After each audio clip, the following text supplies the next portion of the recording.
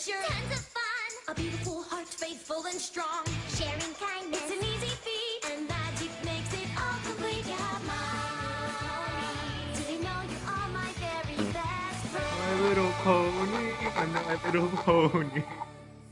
Oh God, you and your colorful ways to begin the podcast.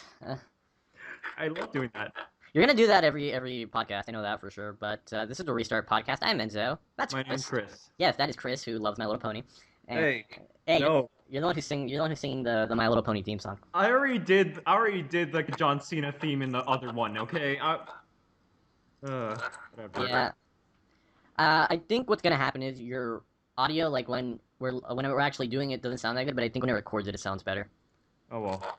It still sucks because it's very hard to hear some of the stuff you say from time to time. Yeah.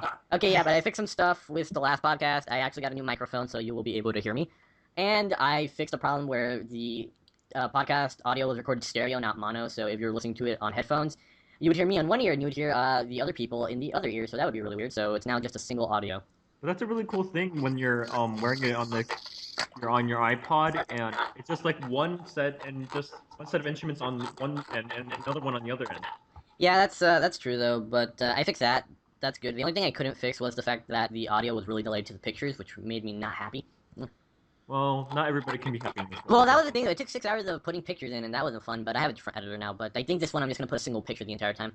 6 hours of not spending on your project. I did my project. I just have one more project left, but Yeah. it's a group project, so. Oh. It is, but I'm now more free, so I'll be able to start recording. I will be able to start watching and recording stuff. That's good though. Wait, quick thing. We recently got back Discovery Family, so I've been DVRing the hell out of My Little Pony and Little's Pet Shop. I can't. Those shows pretty freaking good. I like both of those shows. Sarah's party broke me. Well, hey, you're the one who wanted to go, but that's something else for another day. Yeah, that's another topic. Yeah, okay, so I'm actually gonna start watching Magi relatively soon, and then I'm gonna actually start rewatching a bunch of series. Madoka Magica is one of them. I was rewatching Gurren Lagann. Oh, I love Gurren Lagann. That is one of my favorite animes of all time. Mina no Peace, best theme, one of the best themes ever. Mina no Peace is the second ending theme. Yeah, that's good. See, that one is so freaking good. Wow, don't get us a copyright strike, Enzo. I'm singing it, but yeah, we cannot sing Happy Birthday. That literally will get us a copyright strike. That's the most copyright song ever. So do not. Can we sing it in another language? No, we can't. We literally cannot sing it at all. Really? No, it's true. Yeah, it's one of the most copyrighted songs ever. You cannot sing it. That's why no one attempts to actually. When you look back at anything that has had a Happy Birthday song, it's never been Happy Birthday, like actual Happy Birthday. Yeah. It's extremely copyrighted, so no one actually sings that song. I can imagine. Well, yeah, it's like, well, it makes sense. It's one of those songs that everyone sings and everyone knows, so it makes a lot of actual sense. Well, I mean, I can imagine the guy who like actually bought copyrights for that. It's like how much money that guy's making. A lot of money actually. I wouldn't be surprised. Yeah. Oh, hey, that reminds me of something. I wanted to actually ask you, Chris. You commented on the podcast, on the last podcast. I actually checked your YouTube channel out. You used to do gameplays. Why didn't you continue doing gameplays? Oh, I got bored. Yeah, really? That's it? Yeah, that's it. So you bought an actual capture card and everything? Yeah, I have it. Oh, what type of capture card? Elgato. Oh, can I borrow it? Why? Because I use my Xbox as a Blu-ray player, so I want to record the footage from some of the anime that I own, so I could use in actual videos. Yeah, okay. Basically, because I don't want to buy like a separate thing. Because I don't want to buy like a separate Blu-ray player because I use my Xbox, and if you have that Elgato, I can just connect it to my computer and I can just use it to basically get footage out of it. Okay. So that brings me up. So going back to Madoka, the Madoka Magica movies are on sale right now at Rightstuffanime.com, and Not holy, sponsored. it's not sponsored. I'm just giving a PSA, but my God, the prices are really freaking good. I've never seen some really good prices that I've seen right now. I'm literally gonna buy like $200 or something like from that website. God. Well, it's funny. It's a very Enzo thing to do is when there's something on sale, buy the most expensive thing that is not on sale. Oh. I'm gonna buy Durarara Season 1 because that is one of my favorite animes of all time. And then we know that's where Jasmine's favorite character originates. My favorite character is Izai in Durarara. He's my favorite character. Which is funny because her favorite character is Shizuo. Like the two characters that hate each other. Team Shizuo in one corner, Team Izai on another corner. No, we both agree. We both come together when it comes to how people ship them, because we do not like that they ship Izaya and Shizuo, because we do not like that. It's expected because there's two of the characters already do. Yeah, but still, like, when they introduced Verona, that made me actually happier, because I'm like, oh, he might actually, I ship him with her, because they actually seem like they would make a good couple. Yeah, but yeah, okay, that's actually some other stuff. Durara X210, which is the second art, actually finished its English dub run, so I'm really happy about that, because I could finally watch it. I've been waiting many months to actually watch it, because that's one of those few shows I only watch in English, because the English dub cast is really, really good. Yeah.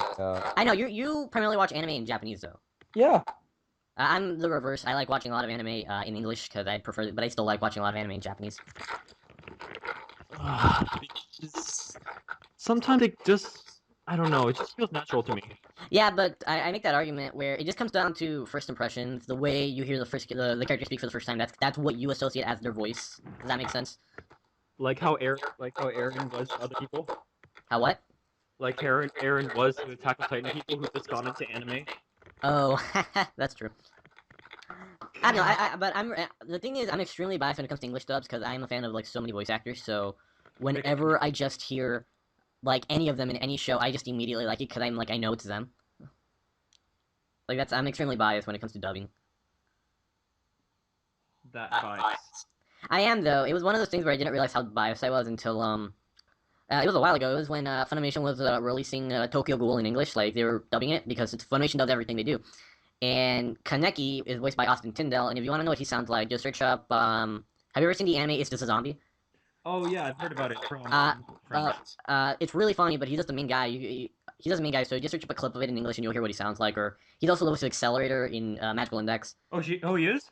He is, but like, well, I like him, but he's like relatively a good voice actor. But a lot of people, when I watched the clip, I was like, oh, it's Austin Tyndall. I love this guy. And I was like, I like this dub. And then I read the comments, and all the comments are saying this dub is so bad. He's terrible. And I'm like, I thought he did good. I was like, oh, It's not your bias, and no. No, but some people like the dub. Again, the dub versus sub thing is just very opinionated. So Yeah. it's extremely opinionated, actually.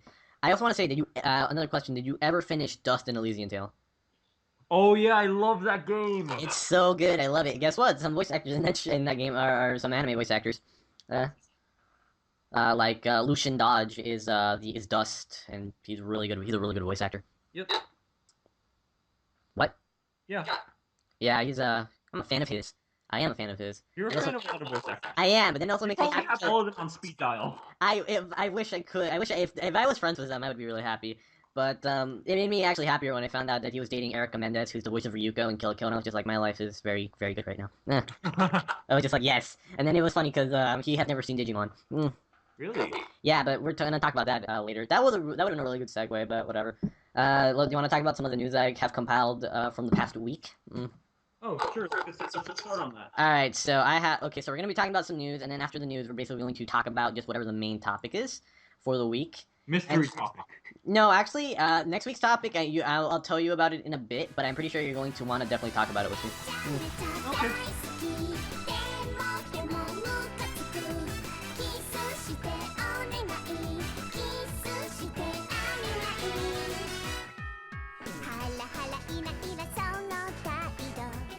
So, some podcast anime news.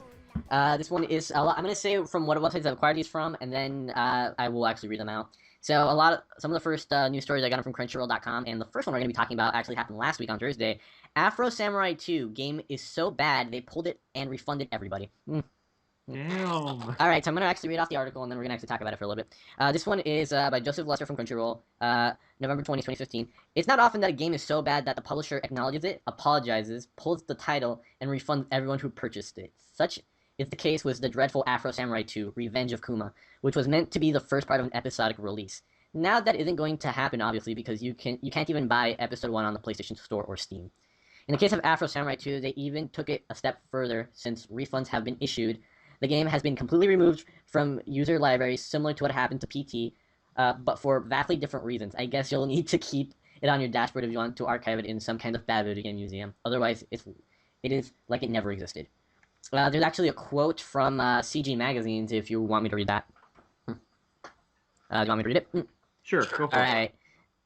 Here's what Steve Escalante, general manager and publisher of Versus Evil, which is, I think, the developer of the game, said to CG Magazine about it. The game was a failure. We could not do In Good Conscience Volume 2 and Volume 3, so we've begun the process. It's been a long process to figure it out because Sony has never really had to do this in this way. But we're returning all the money, so across the board, we're putting out an apology saying sorry about this. Escalante added, if you look at the reviews, it wasn't that the game was broken or buggy, people just didn't like it. That's certainly up for debate, as what I played of it was both buggy and bad. Alright, let's talk about that. So, first of all, I've never watched the original Afro Samurai. The original Afro Samurai anime, even though I want to because it has Samuel Jackson as the main character. Really? Yeah, that's the thing with that. Oh, you didn't know that? No. The main character was literally made for Samuel Jackson, so they were like, this is literally, we made it based off him, so they got Samuel Jackson. If you want to hear Samuel Jackson being an anime, go watch Afro Samurai. That's great. Afro Samurai, I never watched it, but the thing is with this that blows my mind is that the original Afro Samurai video game was actually very well received. Like, a lot of people actually liked it a lot, and it was actually made but Monty Ohm from Rooster Teeth. Oh yeah, I heard of that. Yeah, actually, he worked on the game, which actually eventually led to him being founded by Rooster Teeth and making Ruby and Red vs. Blue. So it was one of those things where the original game was actually really good, but I was not expecting the new game to be just as bad as like this bad. It's kind of crazy, actually. I don't know. There was like another video game that got a huge recall. I forgot what it was. For what platform? Wait, was it recently or was it like a little while ago? I think it was a little while ago. The thing was Afro Samurai 2, it never got to Xbox. Like they released it on PlayStation and Steam, but it never hit Xbox, which is crazy though. And it saves some money. And it's kind of sucks though because some Yuri Lowenthal, who is a very good voice actor, worked on that game. Like actually had a part of that game, and it kind of sucks that he was like really like, oh yeah, I'm in this game, it's gonna be good, and it turned out to be pretty bad. It turned out to be really bad actually. It turned out to be really bad. Oh god. I'm actually kind of curious now. Like, does it make sense that I actually want to play it for the reason that it's so bad? Does that make any sense? Well, I guess. Come on, like I don't know, because it's one of those things where it's like it's something that it got removed from PlayStation and Steam. Like that's something to behold. Like so, it's kind of like I really want to see how bad that game was. Because when you look at in a way, it's sort of like what happened to Destiny in a way, because you know how the original Ghost voice actor. They switched him out with somebody else, and now it was Nolan North. They switched him out. They switched out Peter Dinklage with Nolan North. It's like it feels odd without Peter Dinklage. But the thing with that, it actually makes more sense though because they can't get Peter Dinklage back, and they actually had a very good reason, which was it would be really weird if at the beginning of the game you had one voice, and then all of a sudden like something added new to the game, and all of a sudden it's a different voice. You know what I mean? Like it would have been really weird. So they just wanted one consistent voice throughout the entire game. You know what they should have done? What? They should have like made like an upgrade to the ghost, like a cutscene. Oh, they should. It would have been so. Like for example, like something happens in a battle and the ghost gets shot, and they rebuild him, and it's like, oh, I have a new voice now. Something like that. Yeah, something like that. That would but they still would have to said that. Oh yeah, we're changing his voice because people would have been like, why'd you change Peter Dinklage to freaking Nolan North's Deadpool? Oh god. Who's also Nathan Drake. Nolan North is in like every freaking video game. Jesus. Sorry about anybody that played Afro Samurai 2. I was actually a little interested in that game because when I saw the visual style, it looked pretty cool. It had like this kind of a comic booky type style. But yeah, so that's not that. So we're never gonna see we're never gonna see Afro Samurai 2, which kind of sucks. Like ever, we're never gonna see it. Okay, so that's one thing. Let's go on to the next thing of news that I've compiled. Next one is Full Metal Panic Bones rumors prove false. So, some little things. Full Metal Panic, which was an anime that premiered many years ago, around the early 2000s. Basically, they announced a little while ago that it was getting another season. They're making a new anime season for it, and pretty much, there's a rumor that Studio Bones, which is the studio behind Soul Eater, Cowboy Bebop, Fullmetal Alchemist, was making the anime. But they came with a statement that I shall read now. It's from Crunchyroll, and it was by Scott Green on November 20th. It looks like the new anime that Eureka 7's Tomoki Kyoda is developing won't be Full Metal Panic, or at least won't be revealed to be FMP this week, after rumors circulated earlier in the week that the January issue of Dragon Magazine, out November 20th, would announce the project information along with the second season of Saikaino, How to Raise a Boring Girlfriend. That's a title for an anime. Kyoda denied knowing about the Bones production, and in fact the magazine hit stands without the rumored scoop. Without providing details about the format or specific content, light novel imprint Fujimi, Fantasia, Bunko, Japanese name, Jesus, announced plans for a new anime adaptation of Shoji Gato's mecha military action high school rom-com Full Metal Panic at a Weekend Akihabara fan event in October. So yeah, basically Studio Bones was like, yeah, we're not making the show. We're not making the show. I'm actually happy about that. I'm actually happy they're not making that Full Metal Panic. I don't know. I haven't watched Full Metal Panic, but it's really fun. From what I've heard about it, it sounds really funny because basically, you can find the trailer of it on YouTube, but it's this anime about like it's mecha and whatever, but but it's very funny because the main character who is like who was basically trained by the military, he's like a soldier basically. They tell him that he has to disguise himself as a high school student. He is a high school student. I'm not saying he's like an adult going to high school. He's actually like the age of a high school student, and he has to basically protect this particular girl because she's kind of important. She's kind of important to like this whole thing that's happening. So it's funny because he's adapting to high school life because he's never been to actual school, and it's really funny. But I'm actually happy about that because Kyoto Animations made the first not the first season, but they did the second season of the spin-off, and I actually want them to go back and do Full Metal Panic because they're a really good studio. You have nothing to say, do you? Not really. No, I don't. I'm not really knowledgeable on this topic. I'm just gonna keep reading. Should I read this one? Nah. Oh, whatever. I'll read it. Another one from Crunchyroll by Mikikakuzu Komatsu. Studio Dean produces Raikenzen TV anime based on Chinese web novel. I'm not gonna read the whole thing. This was very basic. Yeah, they're basically doing the same thing where they're turning a visual novel into an anime. The thing with it though, Studio Dean is such a hated animation studio that I'm just very curious on how that's gonna come out. Studio what? Studio Dean. Studio Deen. They did the original Fate Stay series and Higurashi. You know Higurashi? Yeah, I know Higurashi. The thing is, a lot of people hate them because of the terrible, you know, like that stupid thing you see when someone pauses an anime and you see how bad the animation quality looks. Oh. Yeah, it's like you'll find it online if you go through Studio Dean meme. You'll be like Studio Dean, amazing anime quality, and you'll see like all these terrible pictures from a lot of their animes. Well, I mean, they're doing the Unlimited Blade Works movie. What? Nothing. Oh, sorry. They're a very they're an animation studio with a bunch of negative connotation to them. So I don't know. It just kind of surprised me that I saw them being relevant and making a new show. But I mean, they did Log Horizon Season 2.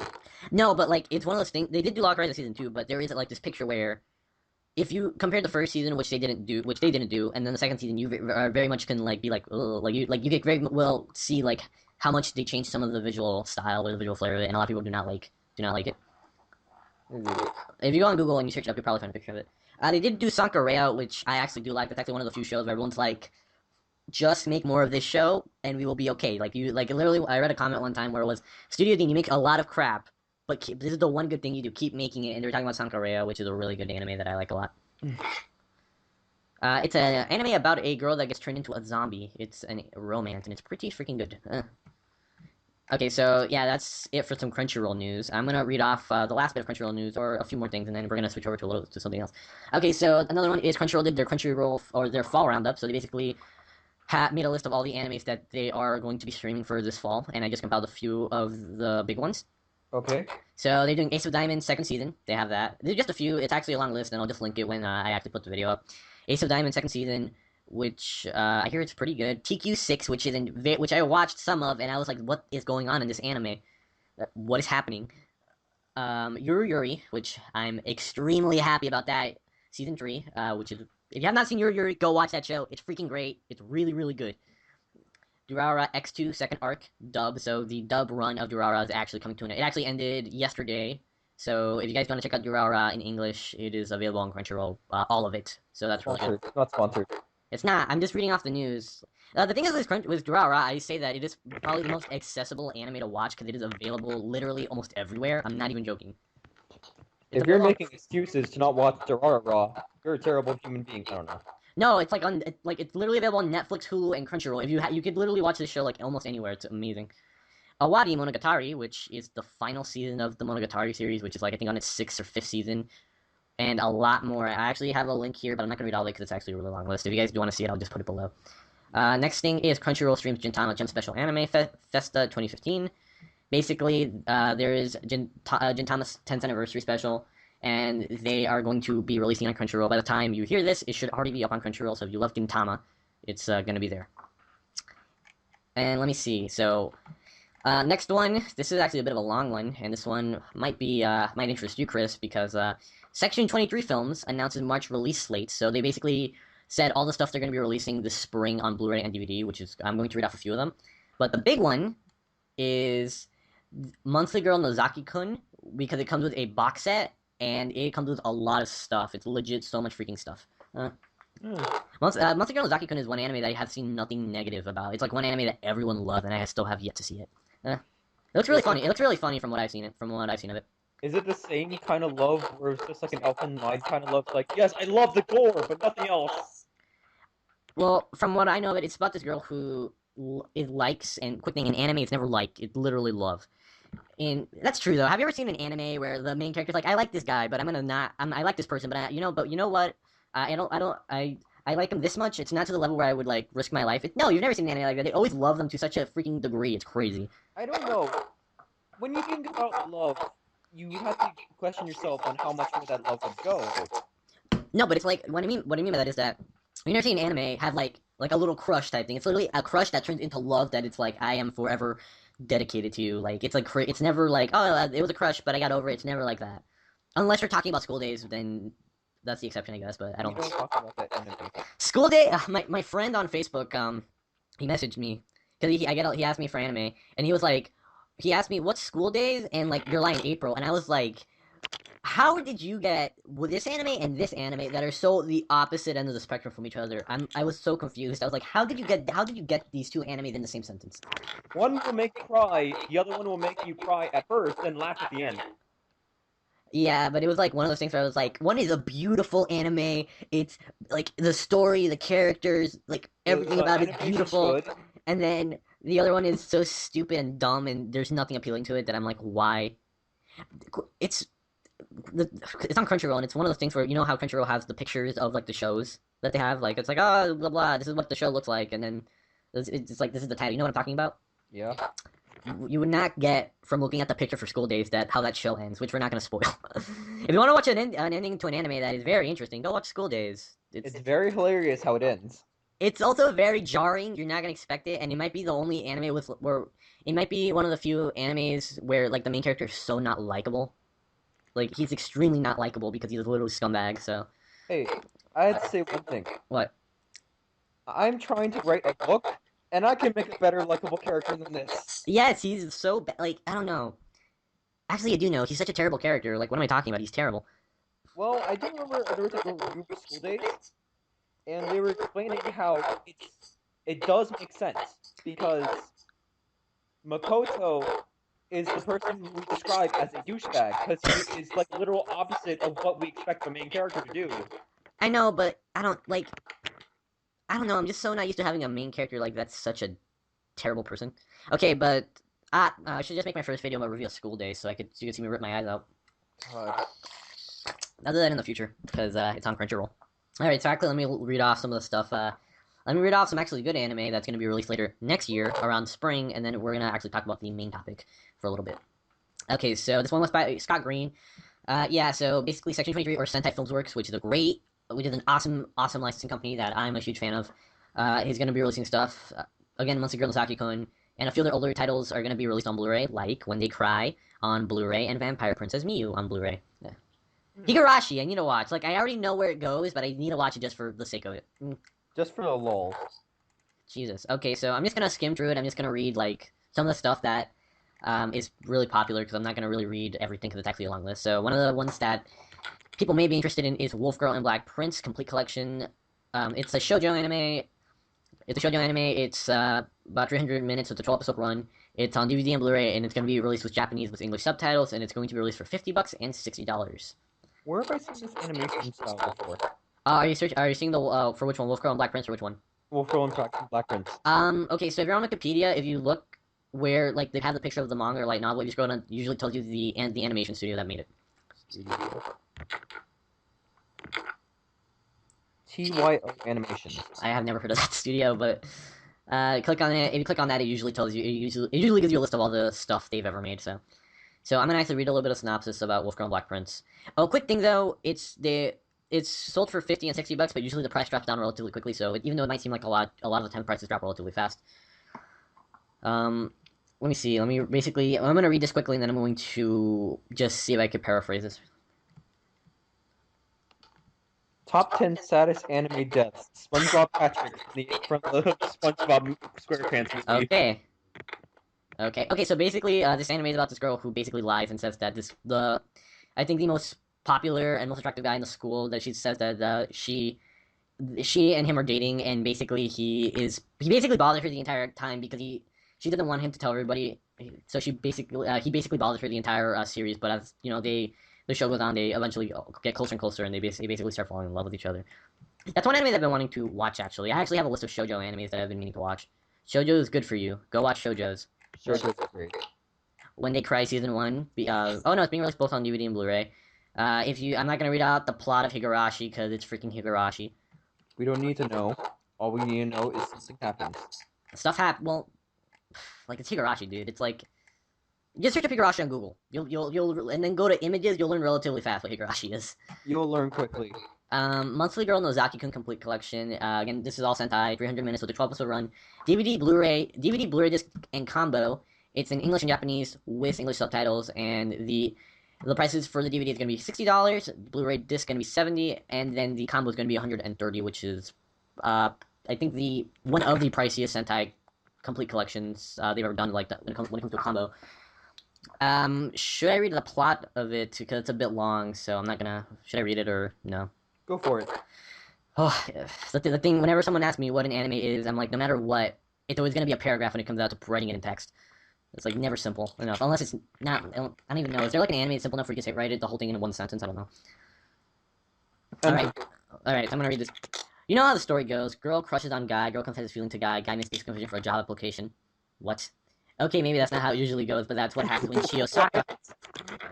Chiyo Sakura finally gets up the nerve to tell her classroom crush Nozaki how she feels, since she doesn't know that he's secretly a manga artist who publishes under a female pen name, and he doesn't know that she doesn't know. He misunderstands and offers her a chance to work as his assistant instead of a date. But while it's not flowers and dancing, it is a chance to get closer to him, so Chiyo gamely accepts. And when Nozaki realizes how useful Chiyo can be in figuring out what girls find romantic, he'll be spending even more time with her researching while remaining completely clueless.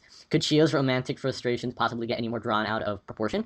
Then the answer will be profusely illustrated in Monthly Girl Nozaki-kun. You know? Yeah? I could brag on this, but I'm not going to. Wait, what do you mean?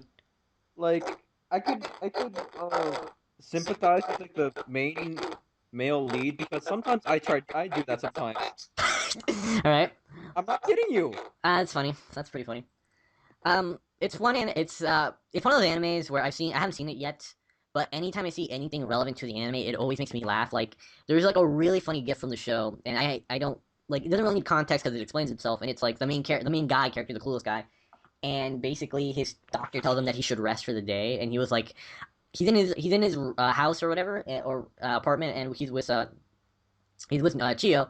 And the funny thing is, like, he's resting in bed, and he's like, I have to rest in bed, but I need to get my manga done. So he basically, like, jumps out of bed, and he had, like, the covers up, and he's like, okay, he basically points at Chiyo, or just, like, gets her attention, and he points at her, and he's like, rest for me while I do my manga, and he's, like, obviously completely sick. It's, like, so funny.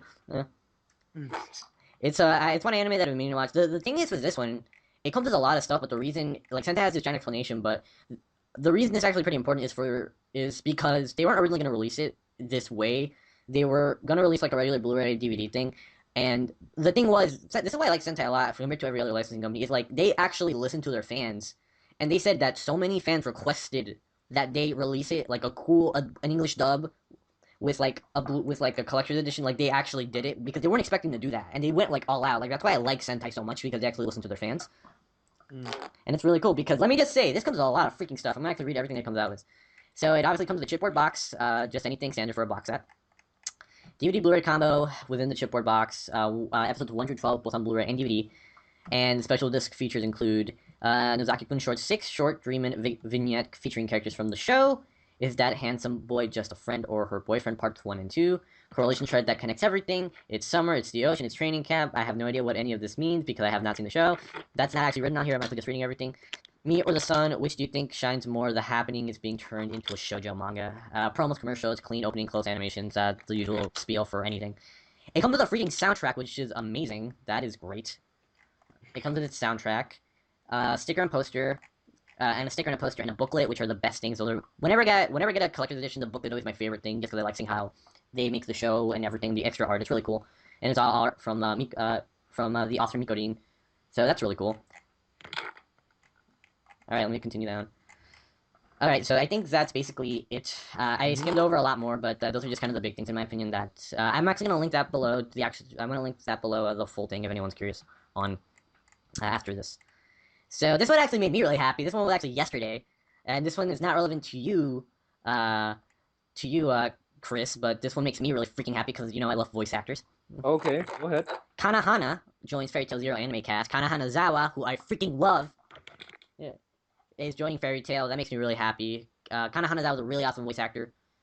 Chris, you may know her as Rize from Tokyo Ghoul. Yeah. Oh. No, but it's so funny. Let me talk about that for a little bit. She is known for being the most cutest moe characters. And then you see Rize. and then Rize. It was so weird. You know what? Because you've not seen Nisekoi, but let me just say she's the sweetest girl in Nisekoi. Because Nisekoi is a good harem. You should actually watch that show. It's really great. And it was just harem? Impossible. It's really solid actually. It's made by the same studio that made Madoka Magica, so okay, never mind. I take that back. Exactly. I was like, you better shut up. It's made by Shaft. Shaft is an amazing studio. But it was. Let me just say, it was so weird watching that entire scene in the first episode, the entire moment where she reveals she's a ghoul, because you know how she sounds. I don't know how to explain how the way she's speaking, but psychotic. Psychotic. It was so weird because when I heard it, I was like, that sounds the character. Well, some of the other characters. The name of the character she is in Nisekoi is Onodera, and it's again sweetest character. It was really weird because I was like, it sounds like Onodera, but it sounds really crazy, so it sounded really bizarre. If that makes any sense. Mm-hmm. It was just like, okay, this is really weird. This is really freaking weird. Kana Hanazawa is also Roka in Defrag, if anyone has seen Defrag in Japanese. If you've seen Infinite Stratus, she's Charlotte. Oh god. She's Charlotte. I'm not talking about Infinite Stratus because I do not like Infinite Stratus. Me neither. I hated it. That anime is not what is to me what a harem should not be. That is what a harem should not be. But it got so repetitive, boring. It did. It's so weird. Was I don't know. Basically everything Infinite Stratus is Nisekoi is not, which is a good thing. So it's actually a good harem. Because Infinite Stratus bothered me because of all the main character I hate in that show. I hate that main character. It was so one-dimensional and boring that no, it's like... it wasn't even that. I'm like, you're a guy that drives a freaking robot suit. How can you not figure out these girls like you? And I understand that's a common trope in anime, but they're not this dumb. That guy's on a level of dumb. You have to agree with me there, because literally, I don't know what it is, but there's literally a moment in season 2 where all the girls basically are like, yeah, we like you, and he still doesn't get it. They don't say it, but it's really freaking obvious. And I'm like, wait, did you watch season 2 of Infinite Stratus? God, yes, I did. Okay, do you remember that entire episode where about his birthday? I wanted to shoot everybody. But you know which episode I'm talking about, right? Yes. And I'm like, look, no matter who you are, if a lot of attractive girls did that on your birthday and wore the stuff they did, I'm pretty sure you could be like, I think they like me. You know what I mean? But this guy is so blatantly oblivious to everything that it hurts everybody in the audience. It hurts me because we've all seen dumb anime male characters. We've all seen some. It's like a common thing. But he's so dumb. It's like he literally takes the cake, and it bothers me so much that I'm like, how can you be this freaking dumb? How? I don't understand. If this guy freaking hurts my soul. It hurts everybody. I don't know, a lot of people like that show. It was funny though, because even in that harem, because to me the point of a harem is for you to actually go on a side, you have a character you root for. Does that make any sense? Yeah. I did not root for anybody in that show. I really did not. I was like, I don't feel anything toward any of you characters. You guys are all terrible. Well, the only person I can really root for is Charlotte. That's it. Why Charlotte? I don't know. There's just something about her. I went with Hockey just because of them. She's to me, I don't know. I'm like, I feel like it's kind of obvious. They kind of have a tiny bit of something. I don't know. Yeah. Okay, I just want to say something about Infinite that pissed me off so hard. God. The ending of season 1, he almost kisses Hockey, which is the most romance he's ever actually He's actually thinking it's one of those things where it's like, oh my god, there's actually something happening here. Season 2 starts, he acts like it never happened. And I'm like, you just can't do that. You just can't act like, oh, wait a gosh, that thing we did last season? Yeah, right, it never happened. You guys can't, they act like it never happened. I was like, what the heck? Don't do that. It pissed me off so hard. If they had an excuse, I'll be like, yeah, sure. They didn't have an excuse. They're just like, oh, yeah, whatever. That happened last time. Okay. Well, I do like, Hoki's, big boobs. Not big boobs. No, that was... I just like her, appearance in general. Yeah, I know, but... I don't know. Infinite Stratus is one anime where I'm okay, I'm gonna say this right now. We've talked... I actually want to say this. I apologize for last podcast because I was way too negative toward SAO. I'm not normally that negative toward Sword Art Online. But the thing is with Sword Art Online, like you watch it the first time, you won't see the flaws. You know what I mean? Like and then you watch it a second time, you'll be like, okay, I see the cracks in the show that are like, okay, this show has some problems. You agree with me, right? Yeah. If And this then stra- you see Infinite Shadows, and like you just see a fucking wall. A hole exactly in the wall. like that's the thing though, because even Sword Art Online, like when I watched it, I was like, okay, this show's pretty good, and then I watched it again, or I thought about it, and I was like, okay, no, it has some problems. If this Stratus, when I watched it, like by the time I got like episode 5, I was like, this show has it's not bad, but it's like it has many problems because there are moments that actually did make me laugh. Please tell me somebody like make like a God, what?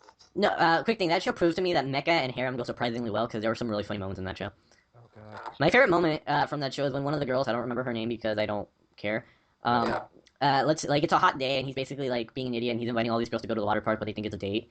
But one of the girls is like in short shorts and she's like in a tank top, but she's in her room. It's like one of those things where it's like yeah, she's and she opens the door to see them and she's like so freaked out that it's him because she likes him that she basically she manifests like part of her robot suit and she punches him in the face and he goes flying and I was like okay that was pretty funny. I think that was the start of season 2. It was I think it was relatively early. Yeah.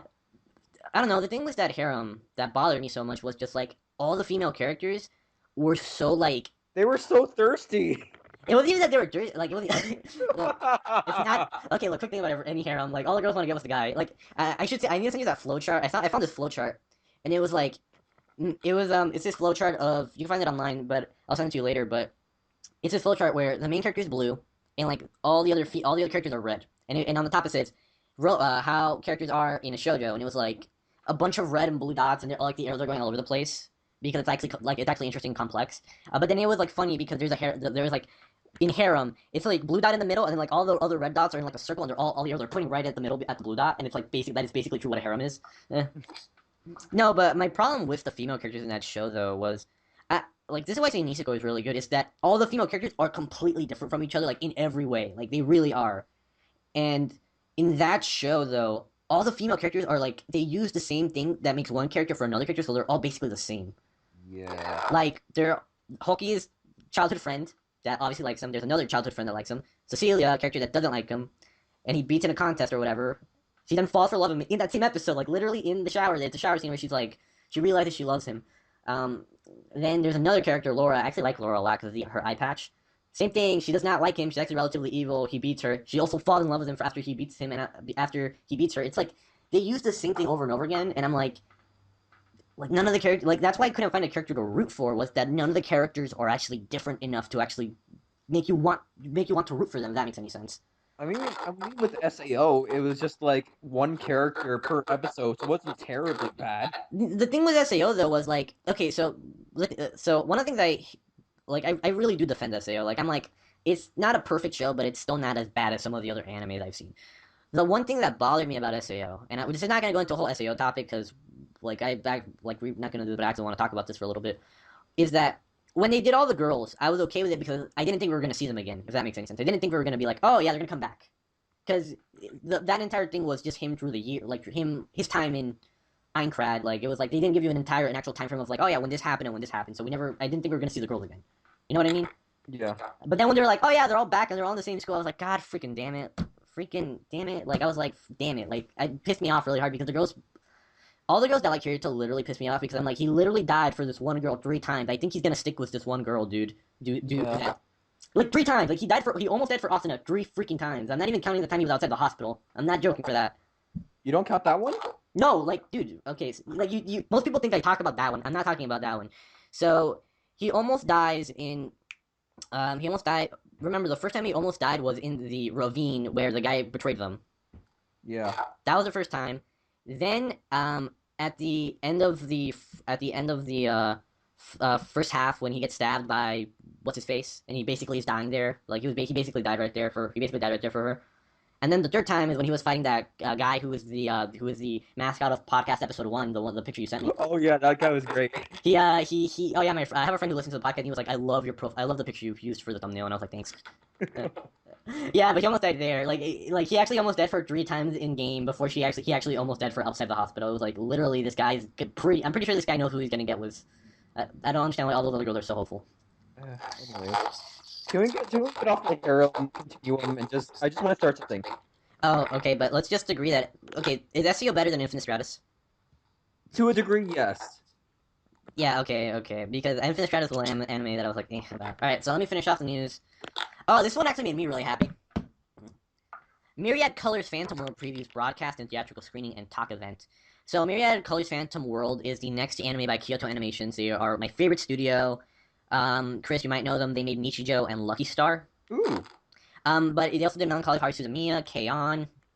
They did a lot of good stuff. Oh, they did Amagi's Brilliant Park too. Yeah, that was them. Like, the thing with them that I like is they have a very, like, their visual style is so good because it's literally beautiful. Like, all their shows look freaking beautiful. Like, all their modern shows. If you go back, some of their older shows, they obviously have aged a little bit, but they still look pretty good. But, like, they are also, all they do is slice of life. Like, they do two things. They make really beautiful shows and really good slice of life. Like, that's all they do, and that's why I love them. So this is your new, what? Beyond the Boundary, Free, Kyoka. Yeah, I love Beyond the Boundary. One of my favorite animes of all time. It's so good. You should check it out. Oh my god! What? What's up? They're doing the one for the manga I was about to review. What? Wait, which one? They're doing a film for a silent voice. No way. Oh, dude, trust me on this. The visuals in that show is gonna be amazing. They have such a what? It's a film. I know. No, I'm saying like the visuals that in that movie is gonna be amazing because they make beautiful shows. I'm not joking. Like visually, their shows are beautiful. Oh my god. So that made your day. Actually, I actually talk about that manga for a little bit because I want to actually hear about it a little bit. I love that manga. But what's it about? It's about. Okay, at first you're going to fucking hate the main character. Don't worry, I watched animes where like the main character was like, this guy's freaking, I would shoot, and then like it's like, oh crap, I like this guy. No, but this guy's an asshole. I'm just kidding. Yeah, what do you do though? One instance, there's this deaf girl who I fucking love, and I want her to marry. And I want to marry her. Just kidding.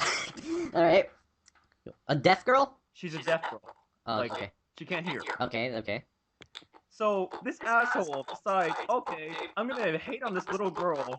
They're in elementary school, by the way. Yeah. And he takes both of her hearing aids and throws them out the damn window. Wow, that guy. Wow.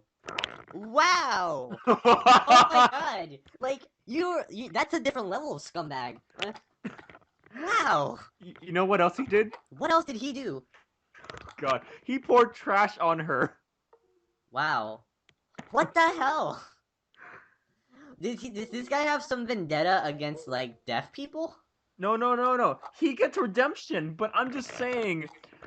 It's like I wanted to punch him in the face. I didn't care if he was in elementary school. He deserved it. Is the show is the whole show just in elementary school, or does it just skip ahead? Does it have like a skip ahead to high school? Oh, okay, that makes a lot. They make like, this entire range of characters, and it's beautiful. Wait, I want to ask you something. Is there like any romance at all in this anime? To a degree, yes. Yeah, because the thing, this is from someone that is actually a big fan of Kyoto Animation. They have this tendency to make animes where it's like it either is like, yeah, the whole plot is romance, or we have another plot, but there's like a subplot of romance. So they always have that weird tendency. They always do that. So I was just curious if it had any romance on it. Oh God, I can't believe they're making a movie. It's gonna be from all the stuff I've seen from Kyoto Annie, it's gonna be a good movie because they are such a great studio. The one thing, the one thing I do not like about Kyoto Animation though, is that they always have characters that fall in love with each other. Like they clearly have a thing between them, but they never kiss. What? K-On. No, not K-On, dude. Quick thing! If you have not listened to the K-On ending themes, just stop what you're doing and go watch K-On. Those ending themes are amazing if you have not heard of them. Have you heard of them? Those ending themes were like my fuel back in middle school. But they are good songs. They are really good songs, though. Yeah, I can't deny that. They're good songs. Like, it's so funny because the openings are so polar opposite of the ending themes. It's like so, like literally just it's a good show nonetheless, but those ending themes are freaking godlike. They are good. It's amazing how good they are. Hokago Tea Time, I love you. That's the name of their band. It translates to high school tea time. Alright, so why don't we have light music club in high school? Where was that? Where was that? So we could have tea and cake. Hey, that would be a legitimate excuse to have tea and cake. It would be a pretty great excuse actually, but K-On! Is pretty. The K-On! Is one of the few movies, is one of the few animes where I'm like I actually watched the movie. because I don't watch that. I really enough don't watch that much anime movies. Chris, I'm gonna watch some Miyazaki movies this week. Really? I'm gonna watch Kiki's Delivery Service because my sister loves that movie and she recently, she watched it when she was young, but she didn't know it was a Ghibli movie until I was like, oh, that's Kiki's Delivery Service, and I told her about Princess Mononoke and she downloaded that, so we're gonna be checking those movies out this week. It's actually good though because I have never finished a Miyazaki movie in my life. Really? It's weird. Like Spirited Away, I love. I still to this day have no idea how that movie ends. Like I got to. There's a point where the main character, I don't remember, is like on a dragon. He's flying like really fast, and the visuals are incredible. And then like that's the last thing I remember. I don't remember what happened. I don't remember how that movie ends. You know what? That should be a video. Yeah, I was actually gonna do a month of Miyazaki as a throwback to Toonami. Do you remember the month of Miyazaki? Oh yeah, I love that month. It was so good, but they obviously can't do it because Disney owns all of Miyazaki's movies now. Yeah. But the Toonami promo to that is so freaking great. It's so perfect. It's so like, my God, Miyazaki. Miyazaki's big. If you have Netflix, there's actually this cool documentary about Miyazaki making his last film. It's really interesting. You should watch it. Didn't he say like, okay, I'm gonna make this last film, makes it. Okay, I'm gonna make another last film. I don't know, but the movie takes place, or the movie's during the last movie he made, so I don't know if he's making a new one, but it's a really interesting documentary about him doing his final movie, and it's really interesting how he makes everything and like how they color everything. Like it's a really cool thing if you want to see how anime is made, especially from one of the biggest studios like on the planet, just in general, not anime. It's a really good documentary. I think it's on Netflix if you want to check it out. But actually we got on a giant tangent, but let me finish off reading Myriad Colors Phantom War. Well, actually no, I actually read it. Basically, yeah, it's a TV anime based on a novel series by Soichiro Hatano, and it premieres January 2016, which I'm really excited about. It's actually wrote down the plot if it's here. That comes things. Blah blah blah. Not that. Oh, it's not here. Never mind. Never mind. Never mind. It's basic. Okay, so it's just an anime where people could see spirits. There's more to it. There's more to it, obviously, but that's what I remember from it. I don't remember the rest of it. Sorry. Okay, so some news that is not on Crunchyroll, but Sailor Moon Crystal's dub is now on Hulu. If you guys don't watch Sailor Moon Crystal, it's really. I fear it's. Well, with Sailor Moon Crystal, I've heard that it's good, but I've also heard that it's like you should watch the original series first if you haven't seen Sailor Moon. Yeah, my brother's been telling me to do that. It's like, go watch the original first and then watch Sailor Moon Crystal. Yeah, I don't know because the thing is with Crystal is that it is based on it's closer to the manga, the original source material, but like that usually sounds better, but a lot of people tell me to watch the original series first, so I'm just waiting for the original series to end, and then the redub, I'm gonna watch the redub of it, and then I'm gonna watch Crystal. No, but like, yeah, so the Sailor Moon Crystal dub is now on Hulu. Basically, what they did was they got all the voice actors from the redub that they're doing for the original Sailor Moon, and they moved it over to Crystal, so it's a really good dub cast. Are you gonna watch original Sailor Moon in Japanese or in English? Japanese. Really? Actually, no. That's actually a good debate because I do remember watching parts of it in English. No, but the reason though is because back then they censored a lot of stuff to it. And... Okay, Japanese then. No, but like but Viz Media is doing a redub of it. Like they're redubbing it with new voice actors, and I've seen clips of it, and it's actually really good, and it's really funny. But like it's more to the source. It's like it's less censoring of the original version. So like it actually has a really good voice cast, and it is just really it's the true version of that show. I can imagine like all the voice actors lining up. Okay. Stephanie Sheh is Usagi, who is if you've seen Naruto, she's Hinata or Hime. She's Yuin's Sao. No, but like, oh no, wait, she's Nui Harime in Kill la Kill. Oh. She's really good. Like I met her, she's one of the nicest people on the planet. And but I'm not. But Chris, if you want to just search, if you want, you can just go online and search up a clip of Sailor Moon's redub, and it's pretty solid actually. Okay. But I'll do that in a bit. Let me read off some my anime news list. My anime list news. My bad. MAL is a really good website. I use that website a lot. This one got me really happy, Chris. This one got me. This is another good one from the prior week, which is Unhappy TV anime adaptation airs in spring 2016, and this was by Arsenal, which was yesterday. They posted up yesterday, November 24th. January 2016 issue of Manga Time Kirara Forward, which will go on sale on November 24th, has announced that the Unhappy TV anime adaptation will air in spring 2016. The magazine will also announce the main staff of anime. Okay, so the reason I'm excited for this is it's made by Silverlink. So, Chris, you know any animes by Silverlink? Silverlink. Actually, I wrote a few down that you may know. So, they did Bakken Test Season 1 and 2, and the OVAs. They did Watamote, Ooh. and Nanabiyori and Kokoro Connect, so they're really good. They're a really good studio. But the reason I'm so excited about this is... Oh no. What's up? They did Anti-Magic Academy. Oh no. Is that bad or good? Horrible. Well, look, see, the thing is, that's not... When you say it's horrible, do you mean, like, the show's plot and what it's about is bad? No. Just watch the first episode. You think Infinite Shadows was bad? No, but look, this is what I... Your crater. No, but this is what I mean. Like, don't like the thing is, they're the studio that makes the show. Like, they just make it. Like, they animate it and they make it look nice. That's them. That's them. The source material is nothing on them. So the anime in itself is bad. You cannot pin that on the animation studio. You cannot do that. Honestly, I got a little bit scared. I'm not gonna lie. No, but they're a really good studio. They've made some really good anime. Like, again, like, you got scared, but the thing is, they don't make the stories. They just adapt them into anime. Unless you're Gainax or Studio Trigger, then majority of the time it's completely original. Well, they did strike the blood.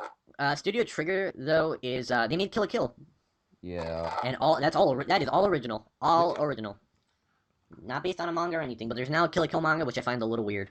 Why is that? Because it's really weird when you see an anime first and then manga of the anime. Because if you watch the anime, you already know how the manga ends. Well, they did the same thing with Ruby. I know, but the thing is, Ruby is not technically, like I'm saying, technically it's not anime because it's made in America, but it basically is it is anime, but technically it's not anime. They also did the same thing with Gurren Lagann. They've done this a lot of times, but it's just really weird seeing it in manga form. It's really weird. Okay, so I'm gonna read off the plot of Unhappy, which gets me really excited about this show. It's like what? Unhappy. Unhappy. It's Unhappy with like a little musical note at the end of it. The story centers around Class 1-7 of Tenogafune Academy, where all the students with bad karma or misfortune seem to have been gathered. Hibari, a student in this class, meets the unlucky Hanako in the perennially unhealthy Botan and on her first day of school, and together they try to find a way to turn their school life into a happy one. So it's a show where all the characters have terrible luck and terrible things happen to them. Basically, everybody's depressed, and we need to turn this around. Basically, they're Toma from Magical Index. Oh no, that's not a terrible luck. I'm excited about that. The reason because they did because Bakken Test is a really good, and that was like the second anime they ever did, which is freaking amazing. If you have not seen it, one of the best comedy animes ever. And I basically am like, I now want to see this because they're good with comedy, and I now want to see an anime where all the main characters have terrible luck. Okay. All right. So second to last bit of news, and then we're gonna actually talk about the actual topic because the news. We're sort of dry. What? We're sort of running dry on time. Not really, because again, most of this we still have like 25 minutes, and we could also this doesn't have to exactly be a minute 30. It's just hope I said max 2 hours, but I doubt we're gonna. Okay. Last bit of news: the new volume of Light Novels Zero no Tsukaima to be released in 2016 by Arsenal. Basically, the final volume of Familiar of Zero is going to be released after 5 years of no new volumes. The reason, though, is actually kind of sad and interesting. The actual original author of the light novel actually passed away of cancer before he actually finished his work. So a new author is going to be taking over, and he's going to be using some manuscripts that the original author Noboru Yamaguchi left off, and he's going to try to finish off his light novel, which is going to be really cool. Which is going to be really interesting to see. Well, that's always bothered me when a creator passes away before they finish their work because it's basically forever unfinished, and we're never gonna know how it ends. That's always. Hello? Yeah, I guess. I keep thinking about Monty Owen when you said that. Yeah, see, because the thing is, I know Ruby's in good hands, but the thing is, we're never gonna know what his vision of the show is. You know what I mean? Because we're never gonna know how, because let's say the show's gonna go on for a while, but the thing is, in that same time frame, if he was still alive, the show probably still could have been different. You know what I mean? No, I mean he wrote 8 seasons of it.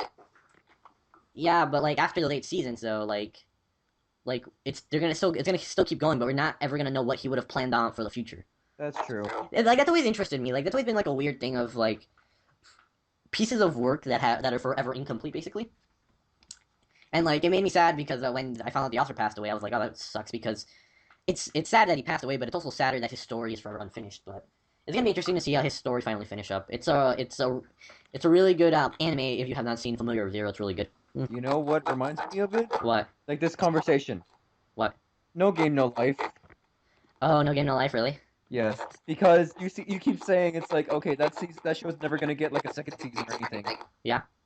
It's like this reminds me because it will be forever known from the authors that can no longer do anything because he copied a lot of stuff. I know exactly. That's why I'm like, yeah, he's not doing it. I doubt they would never make another season because he was copying a lot of artwork from other manga authors. Yeah. Which it surprises me because when you watch No Game No Life, you're like, this show's freaking great. I'm like, you didn't have to copy those other authors. You had your own thing. You're doing pretty freaking great. But that was one thing, like, because No Game No Life is pretty good though. Basically, an anime, like, it's weird. It's weird to say an anime where the main characters don't lose. That sounds really boring, but it's actually really epic. It is really freaking epic. Have you seen Familiar Zero, Chris? Yes, I have. Really? Did you like it? Yes. It was okay, I guess. I like it because it actually has the most realistic male character in a harem I've ever seen. Yeah. When I say that, it's like he's a teenage boy, and he actually is a pervert when a girl's flirtatious with him, and I'm like, it's nice to see not a male main character who is, really pure and is not going to do ever a bad thing. It's like, it's actually a very nice change of pace to see, like, oh no, this girl's being flirtatious with me, I'm going to actually try to get something. It's like nice. It's like because no matter what, if you're like a teenage boy and you're put into that situation, you would take chances. You would take chances. Yeah. And he's like the one character who's like, you know what, I'm gonna try to get some. It's one of those, but it's one of those animes where it's like, yeah, you know who he's gonna end up with at the end of it. The tsundere. There was one scene in Familiar Zero that made me bust out laughing, and it's not even like a funny scene. Well, what scene was it? It was a scene where Saito, they were trying to cover this rod, and then Saito immediately realizes what it is. He pulls up the aim sight, and then he fires it. It's like, wait a second, this looks familiar. Whoa, what? Why does this have a rocket launcher? Oh, that's funny. That made me bust out laughing. Well, yeah, they don't have technology. It's one of those things where they're in a world full of magic, so they're just like, this is a wand, apparently. It's really powerful. And he's like, oh, it's a freaking rocket launcher. It came out of nowhere, and I just started laughing. It is, but that show's really funny. I love Familiar Zero. It's made by JC Staff, which is a good studio that made Toradora. Just saying. They're a really good studio. I love JC Staff a lot. They're very awesome. Familiar Zero is really funny. You should check it out. Very good Rie Kugamiya show. Rie Kugamiya, Queen of the Tsunderes. She is. She's no, but like she's Taiga. She in Toradora. She's Shana in Chakra no Shana. She's freaking like she's literally like she's like the most. She's literally like tsundere. She literally like she was like all the most well-known tsundere characters on the planet. Yeah. And I love her. She's my favorite seiyuu. And the final bit of news what? I don't know. Okay. Singay. The final bit of news, if I scroll up, let me see if I can find them.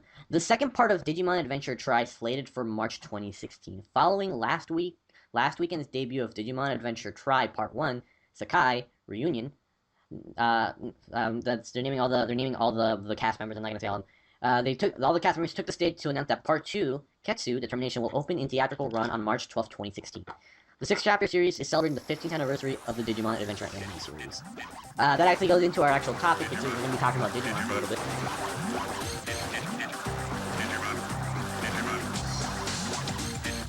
Digimon, digital monsters, Digimon are the champions. Digimon, digital monsters, Digimon are the champions. Change into digital champions to save the... It's so weird to say, but Digimon gets dark, and it's so good. It's like such a great series. It's like 24 episodes. Yeah, every Digimon I think is 24 episodes, and they're all really good. They're all really, really good. The thing with Digimon, like I always say this, Digimon is better than Pokemon when it comes to anime, but Pokemon is always going to beat Digimon when it comes to video games. Like that's true. Yeah. Whenever what? I just remember there was like one video game of like it was like a Digimon video game. It's actually really fun. It's like a fighting game. Oh, is it Digimon? Crap, what is it? It's like a Smash Brothers game, right? Yeah. They recently released a new one like earlier this year, but I can't remember. Oh, Digimon Rumble. Digimon Rumble? Yeah, that was it. That was it. I played some of that game. Is so fun. Ooh. No, but so like Digimon, I love. Like I don't care who you are, but the moment you say Pokemon's better when it comes to the anime, you're wrong. Because first of all, Pokemon. Who watches Pokemon now? Like who watches Pokemon now? No one. I got so bored after Hoenn. What? I got so bored after Hoenn. I'm gonna say this. I stayed with Digimon. Well, not Digimon with Pokemon until like earlier this year. Until I officially dropped it. Like the only reason I dropped it though was because the reason I watched it was because I watched other Saturday morning cartoons, but the moment they're like, oh no, we're stopping Saturday morning cartoons and it's just gonna be Pokemon, I was like, well, I don't have a reason to wake up early in the morning anymore. I was like legit like, oh well, I'm not watching Pokemon anymore, so I'm not watching Pokemon anymore. And it actually sucks because this new season of Pokemon, there's actually a female character who the subplot is she does like Ash. It's not like implied or anything. She's like, oh no, I like Ash, and it's like really like, oh, this is actually different. And then I'm like, I dropped it. And it's funny. I saw a funny post on. I saw a funny meme, and it was if I win Ash saying if I win the blood like whatever tournament or contest or whatever, like I'll like go on a date with you or something. And I was like, that's freaking crap. There's no way in a million years he would ever say that. God. It's like no, that's, like he's like Ash is not like that, and also it's like no, that's really dumb. But let's actually talk about Digimon because Digimon's actually better than Pokemon. Animation. Well, when it comes to anime, yeah, when it comes to Pokemon, again, video games, Pokemon's still better. But so what was your favorite Digimon series out of all of them? Because there are currently 5, I think, 5 or 6. Okay, I think my favorite has to be. It was like the other one, like where they're able to transform into Digimon. Oh, Digimon Frontier? Digimon Frontier. That one was cool. That one was really good, actually. It was pretty different. It was actually really different, and I like it a lot. The reason I like Digimon more than Pokemon is because, first of all, that show takes breaks between seasons. Like, it actually is like, we're gonna take a year or 2 off, and then we're gonna come back. Like, they actually do that. But the reason I also like it is because literally every season of Digimon is pretty different. Like, every season is actually a different show, basically. That's why I like it so much. My favorite is Tamers, because there's the original Digimon Adventure that everyone has seen, that is freaking, like, childhood material, that is, like, childhood stuff. If you have not seen Digimon, I don't know what's wrong with you. Lucian Dodge, I'm talking to you. Well, And Lucian Dodge, if you ever see this for whatever reason, I'm a big fan, and don't take this seriously, please, I'm sorry. Erica Mendez is a good girlfriend, because he's making him watch Digimon. That's forced. No, it's not forced. Like, she literally, like, they started watching Digimon Try, and he's like, I've never seen Digimon. She's like, why are we watching Digimon Try? What? She's like, we now have to start from the beginning. We're starting from the beginning. It's really funny. No, but, the original Digimon, I like. I watched the second season of Digimon, which is actually a continuation of the first season. Which I think, it's hard. Like, the first season is actually pretty epic. Like, when you get to the end of it, when they have all the Mega Digi-Evolutions, it's so freaking awesome. Chris's input to this conversation is so much. Oh yeah. Sorry, I was scrolling past the stuff. You're what? I was just scrolling past the stuff. Oh, okay. It was like one-sided conversation about Digimon. Sorry, I was just paying attention to something else. But I don't really remember much of the original Digimon. It's funny you say that because I was like, I remember watching it when it used to be on Jetix. Do you remember that? Oh God. Jetix was a good. I remember. I was like, I'm that old where I'm like, yeah, I remember Jetix and I watched freaking Digimon like religiously on that thing every day. Yeah, I remember going on to Jetix sometimes. But the main source of anime was mostly Toonami. Yeah, Cartoon Network basically. Yeah. But it was weird though. It was so weird with Digimon though because Digimon got really good and it was so weird seeing anime like that not on Cartoon Network. If that makes any sense. Yeah. It was so weird because, like, legit, like, Tamers, again, like, I watched Tamers on a Disney channel, and it was so weird because I'm like, this is not a freaky, like, it's, like, you saw what happened, you remember, there are particular moments in Digimon Tamers that are, like, really dark. Oh, yeah, it was really disturbing sometimes. It like, was, what's happening? And it was crazy, because I'm like, this is not a Disney show, this isn't, like, even as a child, when I watched it, I was like, this is not a Disney show, which is insane, though. But there's an actual reason why it's so dark. Because Digimon got infected with the virus, and then everything was screwed. No, it was, if you remember Summer Wars, the same guy that wrote Summer Wars wrote that season of Digimon. Really? Yeah, that's why it's so different. And I love Summer Wars. Actually, that explains a lot. It does explain a lot, and Summer Wars is great. I love that movie so freaking much. I should buy that show. I should buy that movie. It's so good. It's really, really good.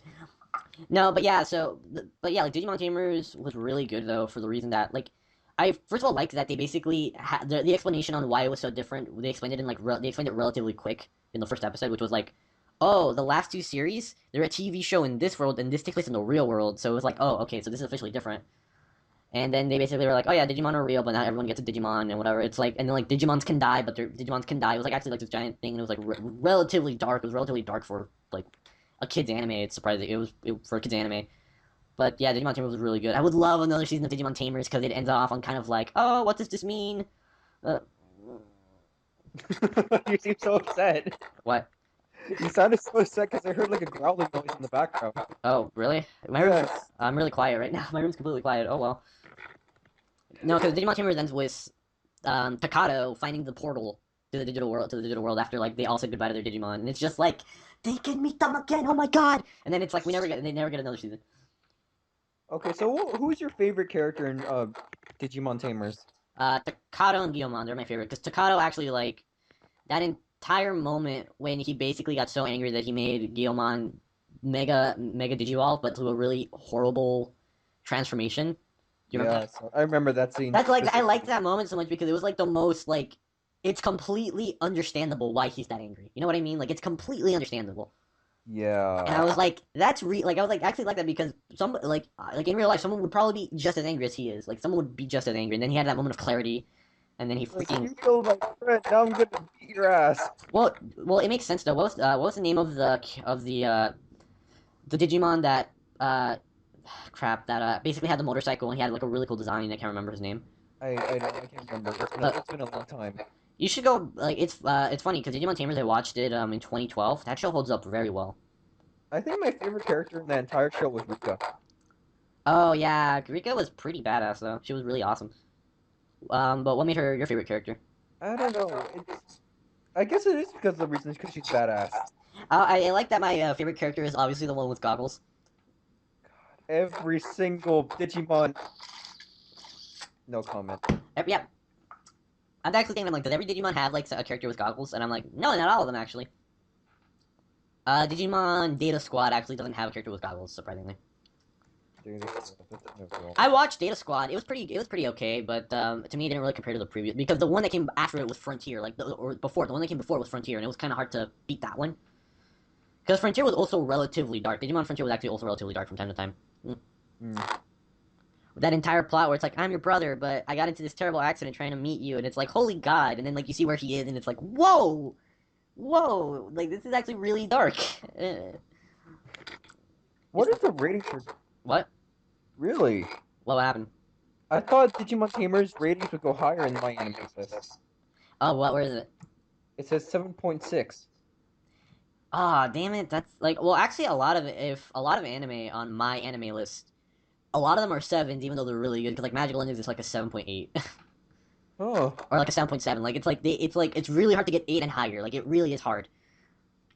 Search up how the ratings for Infinite Stratus, please. Okay, going for it. I wanna see what that is. Yeah, but Surprised. where is it? Wait, my anime list. You've gotta be. Oh wait, 7.2. Okay, I feel a little bit better. What was it? 7.2. But why did you react so much? Because I saw like the 4 stars and I was about to flip my shit. Yeah. But yeah, so like Digimon is back. It's kind of crazy that like 15 years of like from the original Digimon, they're like, yeah, we're making a sequel, and it's like that's crazy. Didn't they make like a Digimon A what? series where they fuse everybody into one? No, okay, so that was Digimon Fusion or Digimon X-Force Wars. They literally like it's so funny. I love this so much about this season of Digimon because a lot of people do not like it, but they have like this moment in the show where basically like space and time is messed up.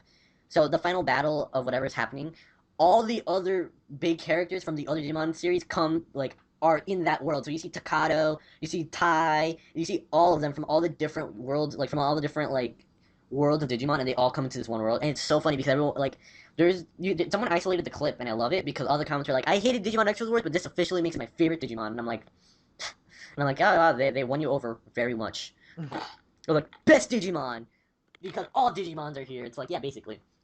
The only reason why because everybody's in this horrible world. It's fun, yeah, but it's so true though, and it's actually really epic. I would love to see that. I want to see that, but I was like, I don't want to watch Digimon Fusion, even though it has a pretty good dub cast. So we are gonna watch Try, right? I am gonna watch Try, but I'm gonna refresh myself and watch the original series. So okay, just so the people who don't know what Digimon Try is, Enzo, read a synopsis. Oh, actually, give me a sec while I look through and find it. Find it. Oh, quick thing though. At the time of this recording, or by the time this recording goes up, Digimon Try shall be available for all users on Crunchyroll. You do not need a premium membership, which is going to be great. So, Just saying. Crunchyroll, if you're hearing this, sponsor us, please. Don't say that. Don't say that, man. Alright, so give me a sec. Digimon. So, thanks Google for autofilling and not autofilling fanfiction. I hate that about. I cannot search up an anime without Google autofilling to fanfiction, and I'm like, God damn it, Google. I love you, but damn it, Google. Like I literally was searching up something relevant to fairy tale, and it was like, oh, fairy tale fanfiction, and I'm like, no, calm yourself. Calm your tits. Basically, don't be a fanfiction girl, okay? Don't be a my immortal. Chris, you know what's the funniest part of about when I actually wanted to test something out. What? With almost every anime I ever Google search, it always says like it always autofills fanfiction. So I was like, what happens if I autofill this anime? Guess the one anime that it did not autofill fanfiction. Infinite Shadows? No, Watamote. What? Hello? Hello? What? I said Watamote. Are you sure? Well, yeah, I searched up Watamote. I put Watamote in Google, and it did not fill out fanfiction. Of course, that's the show that does not get fanfiction. Because that show's great. I know it's real. No, but come on, even good animes get fanfiction. What are you talking about? It didn't autofill. Really? Yeah, I did this yesterday. Let me see. Watamote. What did you put? Like, what did you type? Watamote. I put in fanfiction Watamote. I didn't pop up later before. It literally didn't happen yesterday. All right, so Digimon Adventure Try is a 15th anniversary type thing that they're doing for the original series of Digimon. Basically, if it's basically a continuation to the first series, and all the characters are much older. They're basically in high school. And the thing is that they originally supposed to be released as a regular anime, but they just released it as an anime film into 3 parts because there are 3 arcs. But on Crunchyroll, I think they split it up into 6 episodes, basically. So I'm going to actually read the plot for the first part that we're in. 3 years after the events of Digimon Adventure 2, Tai Yagami is now in high school and downhearted that none of his friends are able to come to the soccer game. Meanwhile, strange occurrences are causing electronic devices to malfunction across Odaiba. Minutes before Taichi's match begins, a Kuwagamon that had been causing the malfunction suddenly appeared. Actually, now that I think about it, I think this is reading off the whole plot of the movie. Like, I mean, to the ending, so I'm not gonna read all of it. So let me give me a sec. Taichi, let me see. You know what I realized though? Yeah, what's up? He has the same last name as Light from Death Note. Really? Like Yagami? Oh my god, Chris. Oh my god. Crossover fanfiction time.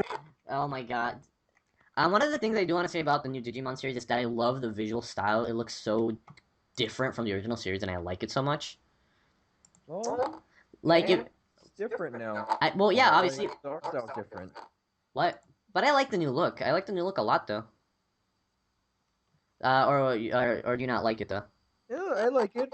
Yeah, it looks pretty good. To me, it works, though, because all the characters are older now, so it's one of those things where they basically have to change the art style because the old art style would have been too childish to use for all of them now that they're basically like teenagers or adults.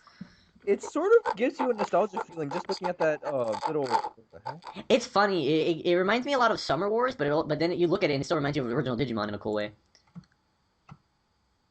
And it reminds me a little bit of Summer Wars, though. Oh my god. Wow, Summer Wars is really good. No, I'm just saying. Oh my god. What, the new Digimon? Yeah, it's like. They grew up with you. The characters grew up with you. I know. That's the thing. It's amazing. It's amazing. You now are like time has passed for them too.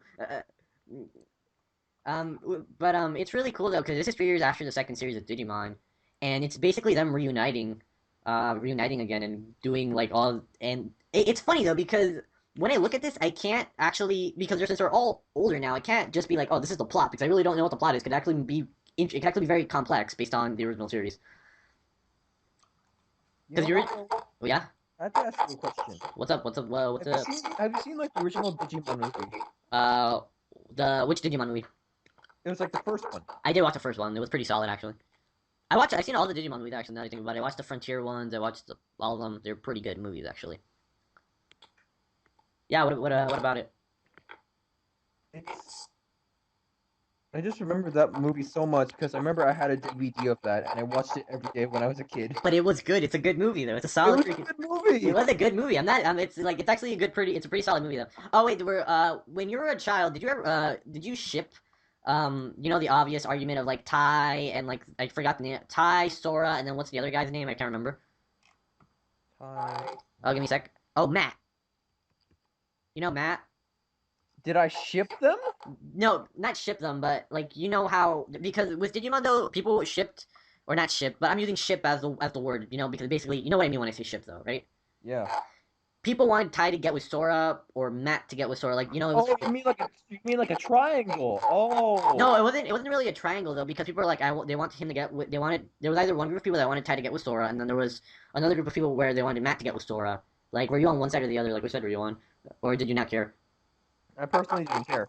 I didn't care either, but it's crazy though because people are still in denial, even though there's so much evidence from across all the Digimon related stuff that yeah they got together and it's pretty legit how together they are. It's kind of crazy. Get dunked on. No, like it really is. But people are like, I still want Tai to get with Sora, and I'm like, freaking guys, there's literally a moment in the show where it shows them in the future, and it's like, oh yeah, we have a kid, we have two kids. It's like you can't really say anything about that, dudes. They're married and they have two children. It's kind of null and void. But people are still like, I want him to get with Tai. I want her to get with Tai. Have an affair. That's okay. No. They're happy. I want my characters to be happy. I want my characters to be happy. Until we make them meet a horrible end.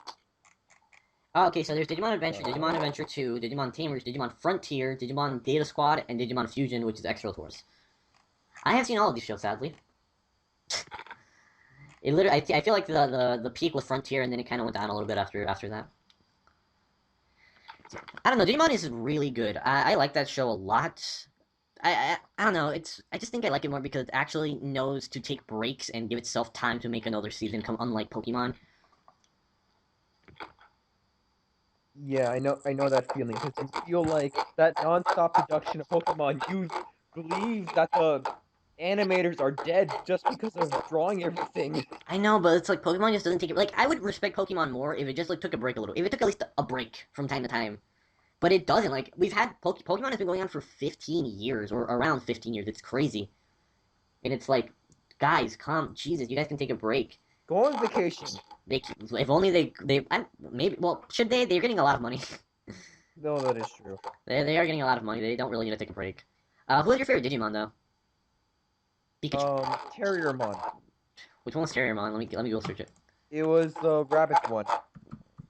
Terriermon. Oh, this guy! I love this guy! And Lopmon, they're the cutest thing ever. A what mon? Do you remember Lopmon? Lopmon looks exactly like Terriermon, except she's brown and pink. Oh, I love her! I love them! They're the cutest thing ever! Stop! They're I so... really do like That's the adorable. I evolutions want to watch for Digimon this. Tamers again. What? I like the evolutions for Terriermon too. It just kind of sucks though, because we literally see Terriermon only in Tamers, and we never see him after that. Really?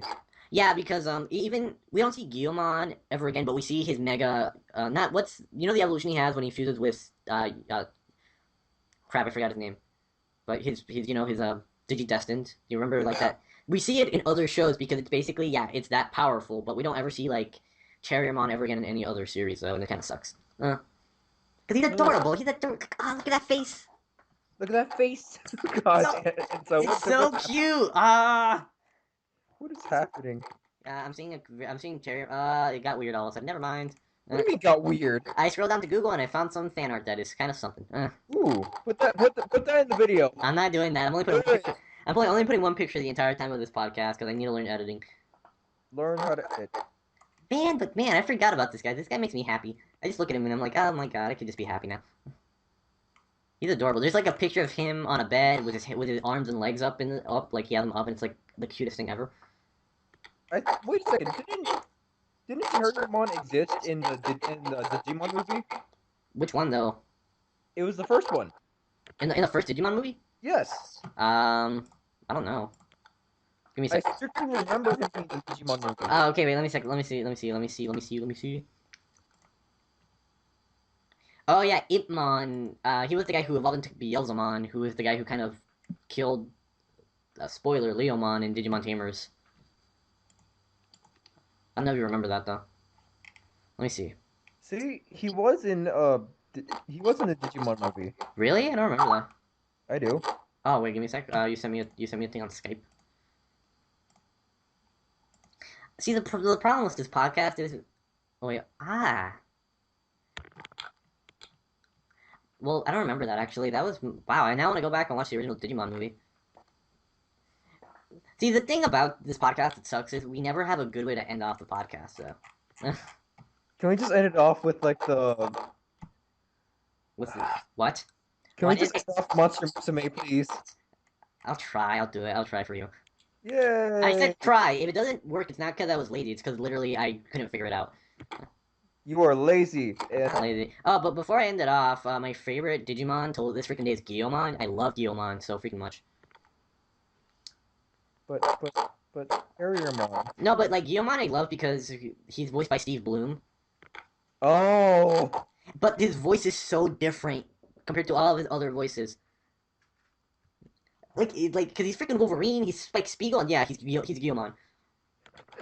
That is actually a really drastic change, actually. It is yes, he's Tom from Toonami, but then he's also Guilmon. Like, it's funny because I like doing this thing where I name all of his like really deep, like manly freaking voices that he's done. Like he's Vincent Valentine, he's Spike Spiegel, he's Mugen, he's Guilmon from Digimon. It's like what? It's insane. And then he's like, I don't remember. Do you remember Kenta from Digimon? The guy with the glasses and Tamers. Yeah. That's also him. So he does two voice actors for. He does two voices for Tamers. No, he has a third voice. He's I forgot the name of the guy, but in Tamers he also is the guy who always had a suit on. He always had the sunglasses. And he was always like in that weird. At the beginning of the show he was trying to stop all the Digimon. Like he was trying to like stop them from coming into the real world. I don't know if you remember his name. I don't know if you remember him though. Do you remember him? I don't remember him. Let me see if I can find it. Steve Bloom, Digimon. And and it's funny because like legit like that is like the voice. That's like the voice that you expect him to sound like. And let me see if I can find it. Like yeah, let me send you a link. Visit page. Sorry, the other thing's loading. Where is it? Okay, I'm gonna send you this link, but scroll all the way down until you get to a blonde guy with sunglasses. Scroll all the way down. Yeah, cause it's a long thing, but oh,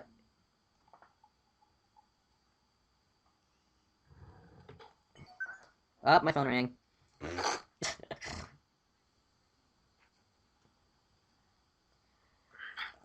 Oh, okay.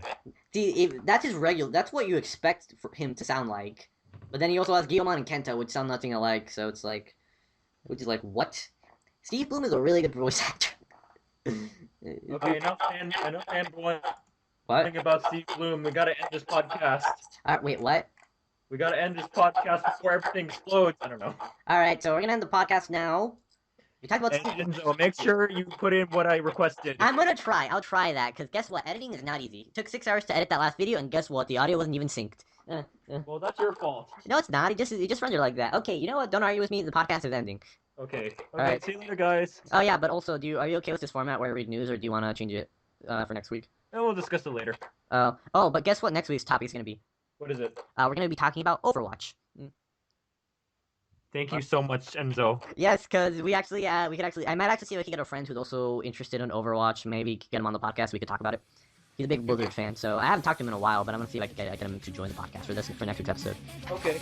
So then, this has been Restart Podcast, and then Yes. So Restart Podcast and the Reaper will always be on. Reaper best character in Overwatch. All right, bye.